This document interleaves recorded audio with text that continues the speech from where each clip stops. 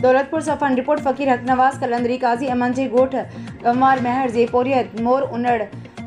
Network human right Pakistan city Daulatpur office पहुची दाहूं कंदे चयो त मुंहिंजी घरवारी सीमा उनड़ सां काज़ी अमन जे वॾेरे ॼाम मदद उनड़ संदसि मैनेजर महमूद जोखियो पारां ज़्यादती कई वई ऐं वीडियो रिकॉर्ड कयो ऐं वॾेरो जाम मोहम्मद जी ससु शहनाज़ वॾेरी बि असां सां वॾी नाइंसाफ़ी कई आहे, असां सां इंसाफ़ कयो।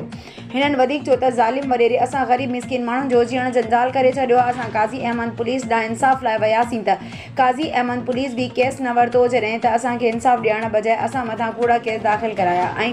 हिन वक़्तु इम्तियाज़ उनड़ महमूद जोखियो ॼाम मदद ॾिनो खोसो असांखे केसनि तां हथ खणण लाइ धमकियूं ॾेई रहिया आहिनि। हिननि वधीक चयो त ज़ालिम वॾेरे जा ज़ुल्म ॾींहं वधंदा पिया वञनि। आख़िर में हिननि supreme court of Pakistan, IG Sindh, DIG Shaheed Benazirabad, SSP